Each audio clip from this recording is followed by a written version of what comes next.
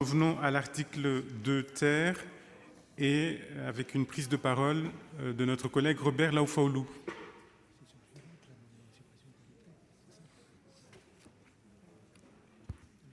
Monsieur le Président, Monsieur le Ministre, chers collègues, j'ai peur de vous lasser avec mes questions et mes interventions ciblées sur ma collectivité, mais je pense aussi que vous comprenez la situation très particulière de l'éducation dans ce territoire. Cet article instaure une visite médicale obligatoire pour les enfants de 3 à 4 ans. C'est important pour repérer les troubles divers. Pour autant, à Wallis-et-Futuna, l'organisation des visites à 3 ou 4 ans pose plusieurs questions. Qui effectuerait ces visites? En sachant qu'en métropole, les services de PMI voient les enfants à l'âge de 3 ans et dépistent les troubles de la santé, et que ces services n'existent pas à Wallis-et-Futuna. En sachant qu'il serait matériellement impossible pour le médecin scolaire de voir à la fois les enfants de 3 à 4 ans et ceux de 6 ans. Sachant enfin que le bilan prévu de langage serait difficile à réaliser vu le mode de scolarisation en 2 langues dont j'ai parlé précédemment sur l'article 2, les outils à disposition seraient inadaptés. Il faudrait alors en créer en langue locale et les faire utiliser par une personne parlant ces langues. Pour autant, l'intérêt de ces visites précoces serait bien sûr de dépister plutôt les problèmes de santé, de langage et de communication de nos jeunes élèves, et ces problèmes sont bien réels à Wallis-et-Futuna. Merci, chers collègues. Je suis saisi de l'amendement 81 rectifié de Madame Mikoulou. Merci, Monsieur le Président. L'article 2 ter, introduit par amendement en séance publique à l'Assemblée nationale et modifié en commission au Sénat, vise à ajouter une visite médicale obligatoire à l'école pour les enfants de 3 et 4 ans. L'intention est louable, dès lors que l'on sait que les inégalités de santé sont déjà installées avant l'âge de 6 ans, voire 3 ans, et que le dépistage le plus précoce est le plus efficace. Mais on sait aussi qu'à cause de la démographie déficitaire de la médecine scolaire, moins de 40% des visites médicales obligatoires de la 6e sont réalisées, créant ainsi une inégalité d'accès à la prévention au préjudice des enfants. D'ores et déjà, les PMI des conseils départementaux assurent l'établissement d'un bilan de santé pour les enfants âgés de 3 à 4 ans, notamment en école maternelle, assuré par les médecins et les infirmières puéricultrices des PMI dont la démographie n'est pas aussi favorable que celle des médecins scolaires. Dans ce contexte, il est proposé de ne pas introduire dans la loi une mesure inapplicable et redondante qui constitue une fausse promesse, propre de surcroît à rendre illisible le parcours de santé des jeunes enfants. Merci, chers collègues. Quel est l'avis de la commission? Ma chère collègue, l'amendement déposé par M. Vaspart et que vous avez soutenu souligne avec justesse que la médecine scolaire s'acquitte avec difficulté de la visite des 6 ans et sera probablement dans l'incapacité d'assurer la visite des 3-4 ans. C'est pourquoi le texte adopté par notre commission renvoyait au texte réglementaire le soin de fixer par quel professionnel cette visite devait être réalisée, soit le médecin traitant, soit les services de la PMI, soit le médecin scolaire. L'amendement du gouvernement, auquel je donnerai tout à l'heure un avis favorable, propose quant à lui de maintenir la compétence de la PMI, comme c'est le cas aujourd'hui. Je vous propose donc de retirer votre amendement au profit de l'amendement 405 du gouvernement qui répond à vos inquiétudes. Merci, monsieur le rapporteur. Quel est l'avis du gouvernement? Même avis. Même avis de retrait. Merci, monsieur le ministre. Je retire. Merci, chers collègues. Nous en venons donc à 2 amendements faisant l'objet d'une discussion commune. Le 126 de Madame Brulin. Madame Cohen, pardon. Oui, merci Monsieur le Président. Les travaux de la Commission ont permis donc de mettre en avant les 2 visites médicales à l'entrée de la maternelle puis en CP. Et il nous semble effectivement que c'est très important d'avoir des visites médicales au cours de la 3e, 4e année des enfants et puis également au cours de la 6e année. Dans cet esprit-là, nous pensons qu'il est aussi extrêmement important d'avoir la même logique concernant une visite scolaire obligatoire à l'entrée en 6e, puis en seconde. Donc c'est l'objet de notre amendement. Mais je voudrais dire que ce qui me paraît important, Monsieur le ministre, c'est que la loi ne soit pas seulement des promesses, mais qu'elle soit étayée par des moyens. Or, il faut savoir, et la question a été posée en filigrane, est-ce qu'on doit répondre aux besoins de santé des enfants, là pour ce qui est important en maternelle, en CP, et pour ce que nous demandons en 6e, ou est-ce qu'il faut qu'on restreigne finalement les choses parce que vous avez, avec d'ailleurs les gouvernements précédents, petit à petit, complètement retiré les moyens à la médecine scolaire, aussi bien par rapport aux médecins d'ailleurs par rapport aux infirmières, dont le nombre est totalement insuffisant pour assurer les missions qui sont les leurs. Donc, nous pensons qu'il est très important de maintenir ces bilans de santé, que c'est une façon de pouvoir dépister des troubles de manière précoce. Il est question d'ailleurs dans la proposition de loi de troubles notamment du langage. J'attire votre attention à ce moment de notre débat pour dire que les moyens qui sont alloués aux enfants en difficulté sont extrêmement faibles, que tout a été plus ou moins remis en cause, et que si les troubles du langage sont dépistés, encore faut-il savoir dans quelles conditions, et faut-il aussi faire en sorte, et là il y a un lien avec votre collègue ministre de la Santé, faut-il faire en sorte qu'il y ait des professionnels de santé qui soient en nombre suffisant, et je pense notamment aux orthophonistes, aux psychomotriciens pour les troubles de tout ce qui est motricité. Donc à la fois, évidemment, des déclarations d'intention, mais des moyens afférents pour que ça ne soit pas seulement des vaines paroles. Merci, chers collègues. Monsieur le ministre, vous avez l'amendement 405. Bien, merci, Monsieur le Président, Mesdames et Messieurs les sénateurs. Dans la continuité de ce que nous venons d'entendre, il est évident que nous devons constater qu'il y a à la fois des manques aujourd'hui et un besoin impératif d'avoir une visite médicale le plus tôt possible dans la vie.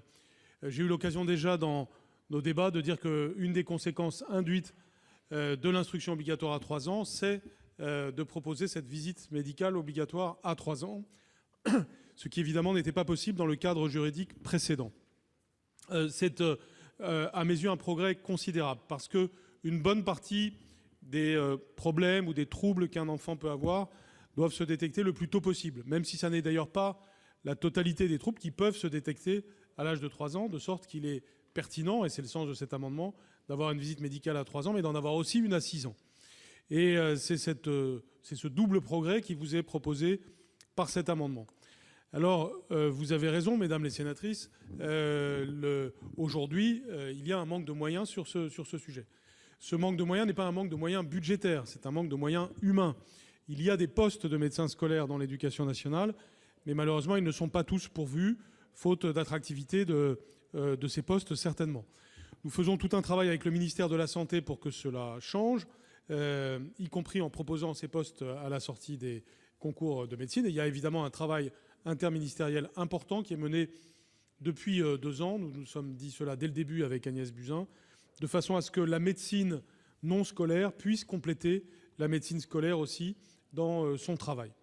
Donc c'est de cette façon-là que nous répondrons aux besoins médicaux qui vont naître de cette nouvelle obligation que nous créons à nous-mêmes, mais qui est évidemment une obligation extrêmement importante, et c'est évidemment une des conséquences sociales très importantes de ce que vous avez à examiner cette semaine, puisque, en effet, nous allons nous donner les moyens de réaliser pour 100% des enfants cette visite médicale à 3 ans, mais aussi, en tant que de besoin, la visite médicale à 6 ans. Cette possibilité donc de réaliser la visite médicale à 3 ans reposera d'abord sur les PMI, en premier rideau, si je puis dire, Et les PMI sont en réalité désireuses d'avoir cette opportunité de partenariat avec l'éducation nationale. Lorsque les circonstances feront que la PMI ne pourrait pas tout faire, eh bien, les médecins scolaires assureraient ce que les PMI ne font pas. Nous nous engageons donc, ministère de la Santé et ministère de l'Éducation nationale, en lien avec les conseils départementaux, à avancer dans l'accomplissement de cet objectif dont nous attendons beaucoup et qui va de pair avec d'autres objectifs que vous avez mentionnés, qui est en effet la disponibilité de professionnels de la santé, notamment pour les enfants de l'école primaire. Vous avez cité les orthophonistes et les psychomotriciens. C'est en effet un grand besoin qui existe aujourd'hui. Sur ce dernier point, on ne peut pas promettre des miracles puisqu'on a un problème de disponibilité des compétences. Et comme vous le savez, la ministre de la Santé fait un travail de fond qui portera ses fruits sur plusieurs années pour qu'il y ait tout simplement plus de médecins, et notamment dans les spécialités qui correspondent aux besoins en question. Donc c'est incontestablement un progrès sanitaire et social très important qui est derrière cet amendement. C'est incontestablement une obligation importante que nous nous créons pour nous-mêmes. Je vous l'accorde bien volontiers, mais évidemment, nous serons au rendez-vous de cette obligation que nous nous créons au service des enfants. Merci, Monsieur le ministre. Monsieur le rapporteur. L'échange qu'il vient d'avoir après l'amendement de M. Vaspart et après l'amendement de Mme Brulin et de M. Julias pointe en effet les moyens nécessaires pour que la médecine scolaire reprenne des couleurs. Et cet échange est important, les engagements de M. le ministre également. Je voudrais revenir sur votre amendement et indiquer la situation actuelle. 3 visites médicales ou dépistages sont organisées à l'école, une réalisée par la PMI à 3 ans, une par la médecine scolaire à 6 ans et une visite de dépistage réalisée par l'infirmier de l'éducation nationale à 12 ans. Alors vous nous proposez d'inscrire 4 visites médicales dans la partie législative du Code de l'éducation à 3, 16, 12 et 16 ans. Je crains que votre proposition ne rigidifie à l'excès l'organisation actuelle qui permet de confier certaines visites aux infirmiers de l'éducation nationale et donc de décharger ainsi les médecins scolaires dont on connaît, on vient d'en parler, la charge de travail et la difficulté à réaliser des visites médicales qui leur choix déjà. Quant à votre souhait que la visite des 3-4 ans soit réalisée par les services de PMI, il sera satisfait justement par l'amendement 405 du gouvernement. Concernant justement cet amendement 405, le gouvernement nous propose une nouvelle rédaction de l'article 2 ter pour prévoir notamment que la visite des 3-4 ans sera réalisée, comme c'est le cas aujourd'hui, par les services départementaux de PMI. C'est une bonne chose car ces services sont particulièrement compétents sur la prime enfance et leur taux de réalisation des visites bien meilleur que celui des visites réalisées par les médecins scolaires. Il semble donc de bonne politique de ne pas remettre en cause un dispositif qui fonctionne et qui a fait ses preuves et de ne pas surcharger inutilement la médecine scolaire. Voilà pourquoi notre commission propose un avis favorable à l'amendement du gouvernement. Merci, monsieur le rapporteur. Je suppose, monsieur le ministre, que vous avez émetté un avis défavorable à cet amendement puisque vous avez défendu le vôtre. Madame Cohen, pour explication de vote. D'abord, je regrette évidemment les avis défavorables parce qu'il me semble important qu'il y ait une visite médicale, notamment à l'entrée en 6e, parce que c'est l'adolescence et avec donc le besoin qu'il y ait un suivi. Deuxièmement, le mot excès me paraît avoir un peu dépassé peut-être la pensée de notre rapporteur, toujours mesuré, parce qu'en termes de suivi d'un enfant, il n'y a pas d'excès, mais on peut être en désaccord avec ce suivi. Troisième élément, je note l'engagement de Monsieur le ministre, mais je voudrais souligner quand même que c'est une responsabilité de l'État, d'abord et surtout. Et que dire qu'il y a un partenariat avec les PMI, etc., c'est se défausser pour une part sur les départements. Et c'est donc ne pas prendre ses responsabilités. Ensuite, dire que le gouvernement va faire tout son possible pour qu'effectivement la médecine scolaire retrouve ses lettres de noblesse. Il faut valoriser ces professions d'un point de vue salaire, d'un point de vue carrière. Et il faut surtout éviter que médecins et infirmières aient des dizaines et des dizaines, et je devrais dire centaines d'élèves dont elles ont, et ils ont la charge. Ça serait effectivement une solution importante que Monsieur le ministre pourrait porter et sur laquelle il pourrait s'engager, puisqu'il semble effectivement être conscient du manque de l'éducation nationale concernant toutes les questions de santé. Et quand il parle de disponibilité des personnels et des compétences au niveau de la santé, et il signifiait les orthophonistes, les psychomotriciens, je voudrais attirer l'attention de Monsieur le ministre, qui l'ignore peut-être, mais il faudrait qu'il ait une discussion avec Madame Buzyn pour qu'il lui demande de retirer les quotas en termes du nombre d'orthophonistes, parce qu'effectivement, il n'y a pas de numerus clausus, ça s'appelle un quota, mais partout, dans tous les territoires ruraux, les territoires urbains, dans les quartiers, les orthophonistes font cruellement défaut et il y a besoin d'en former davantage. Donc il faut arrêter avec ces quotas qui ne riment plus à rien.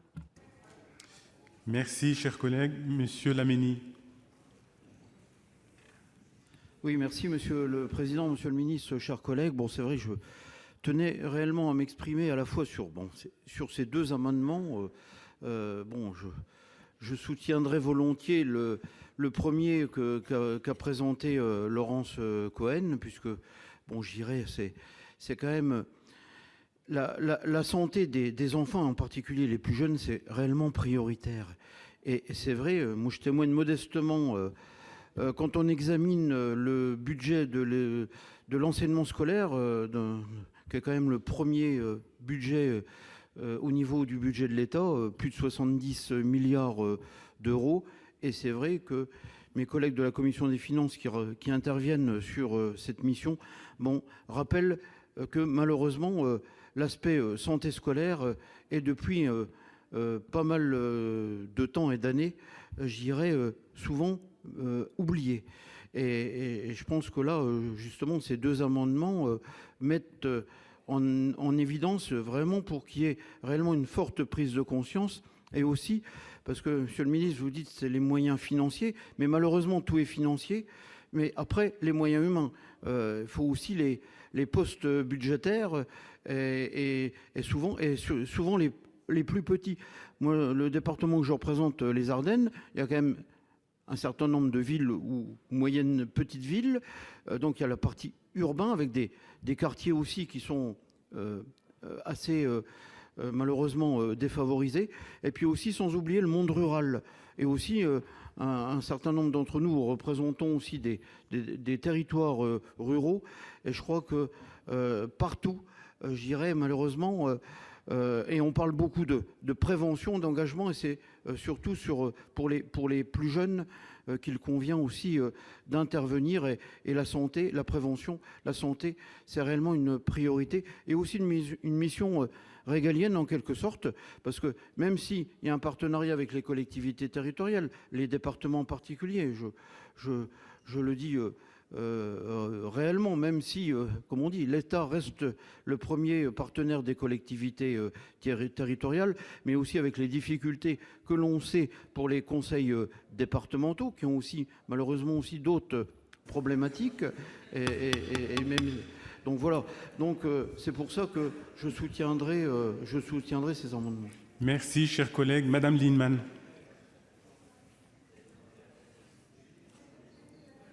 Madame Cohen, sur la question des orthophonistes, qui est devenue tout à fait catastrophique dans notre pays. Il y a des territoires entiers, je pense en particulier la banlieue de la région parisienne, où non seulement on ne peut pas avoir de rendez-vous d'orthophoniste à moins de 15-20 km autour. Et j'ai vu des mamans pleurer auprès de l'orthophoniste parce qu'à l'école, on lui disait il faut qu'il y ait des suivis orthophonistes, et elle n'arrivait pas à avoir de rendez-vous. C'était l'échec programmé de l'enfant.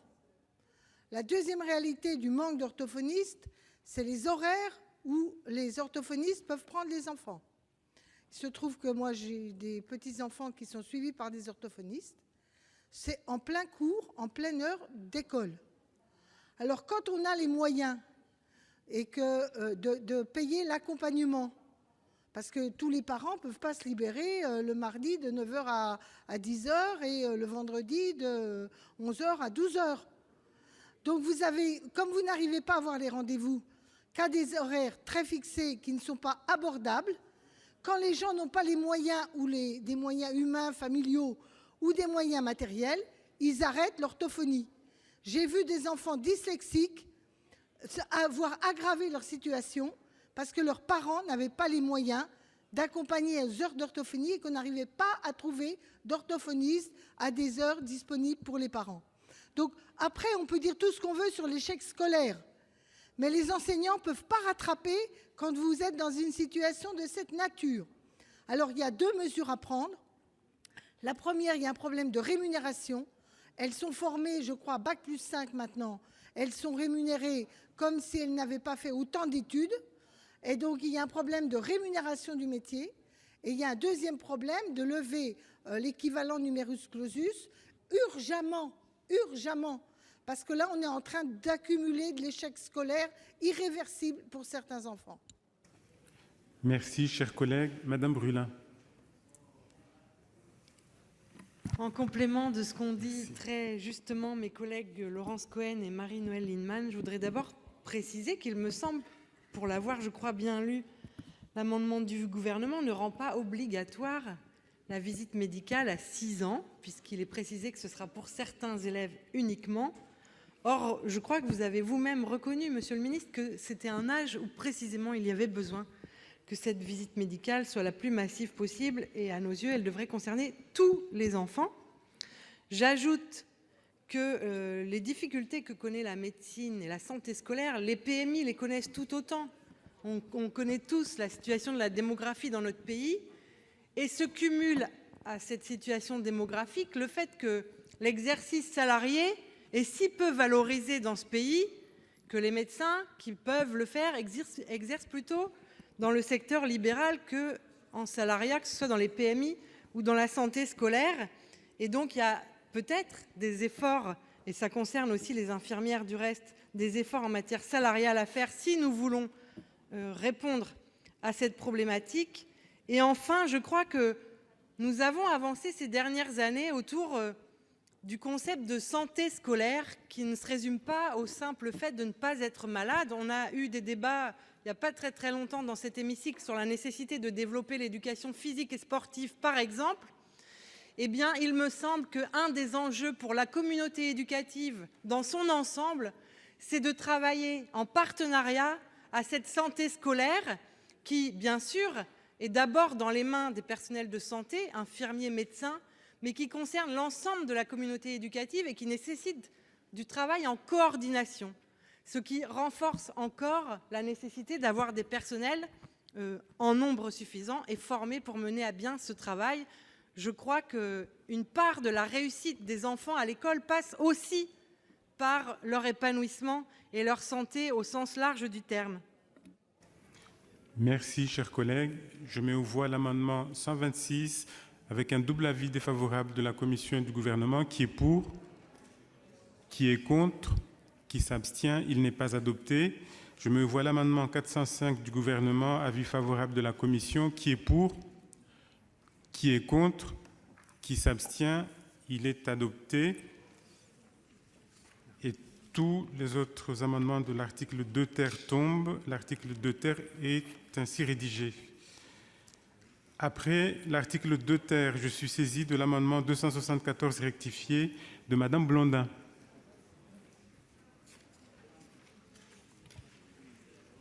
Oui, merci, Monsieur le Président.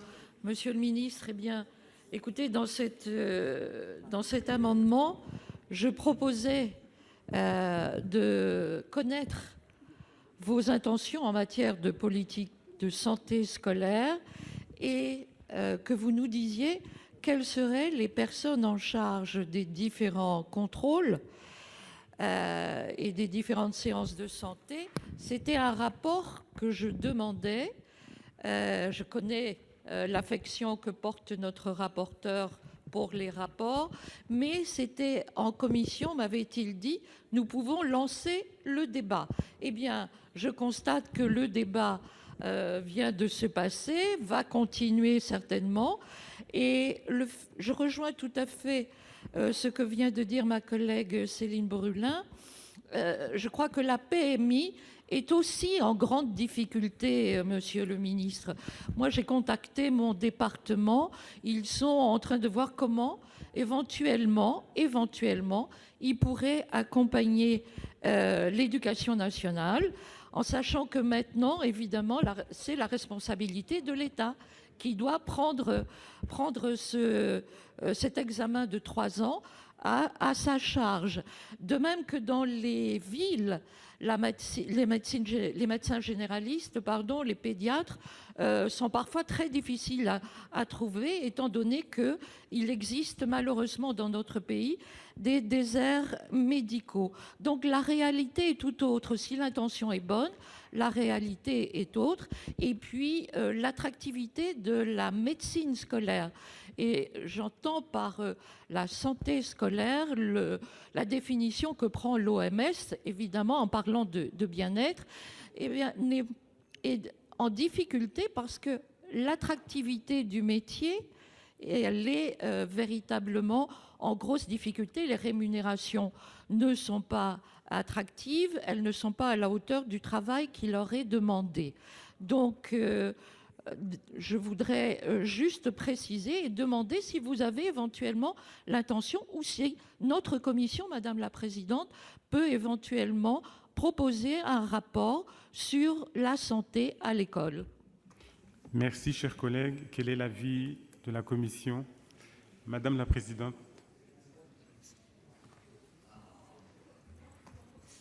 Vous connaissez, Madame Blondin, chers collègues, mon engagement quand les membres de cette commission souhaitent avancer utilement et effectuer les travaux de contrôle.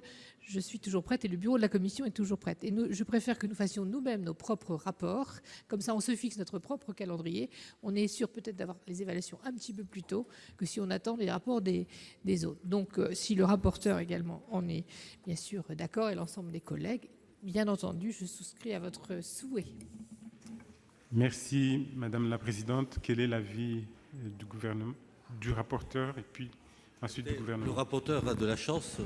Le rapport est fait d'ailleurs par Madame Blondin. Madame la Présidente a complété. Donc sur le rapport, on est bien d'accord, j'ai mis un avis défavorable pour que nous restions constants sur nos positions. Le débat sur la médecine scolaire a été ouvert, il a commencé, il a été largement entamé. Vous avez obtenu un travail de la part de la Commission, Madame la Présidente s'est engagée, donc nous allons continuer, je crois, ce travail pour essayer d'avoir un vrai état des lieux. Et je suis sûr que notre rapport, une fois de plus pour Monsieur le Ministre, sera ensuite inspirant pour l'aider à prendre des décisions. Merci, Monsieur le rapporteur. Monsieur le Ministre. Oui, merci, Monsieur le Président. En 2 mots, d'abord sur les quelques inquiétudes qui ont pointé. Encore une fois, nous ne minimisons pas tout ce qu'il y a à gravir comme sommet pour arriver à l'objectif que l'on s'est fixé. Mais c'est, je crois, à noter que nous nous fixons un objectif ambitieux et je ne vois pas pourquoi on le déplorerait. Ensuite, tout ceci ne vient pas d'une décision soudaine. Nous avons suscité un rapport parlementaire. Je rappelle que la députée Madame Rist a préparé un travail qui sera public, je pense, après les élections européennes, donc à la fin du mois de mai, au début du mois de juin. Ce rapport nous sert de base pour cette réflexion sur les moyens humains que nous pouvons mobiliser pour la visite médicale. Donc nous avons ainsi toute une base pour avancer. C'est pour cela que je suis optimiste sur notre capacité à le faire, même s'il faudra du volontarisme. Mais enfin, sur le rapport, je serai un petit peu sur la ligne du rapporteur et de Madame la Présidente, c'est-à-dire que je pense que nous devons éviter de nous ajouter sans arrêt de nouveaux rapports, mais bien entendu faire un point régulier sur les enjeux de santé scolaire, c'est important. Je dirais sagesse. Merci, Monsieur le Ministre. Je mets aux voix l'amendement 274 rectifié, avis défavorable de la Commission, de sagesse du Gouvernement. Qui est pour?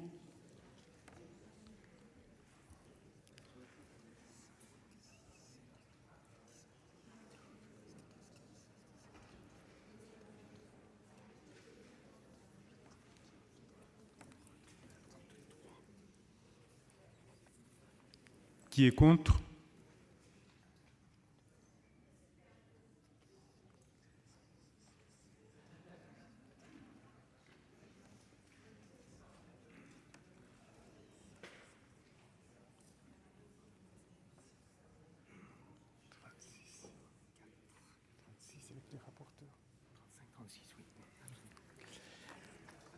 qui s'abstient? Il n'est pas adopté. À l'article 3,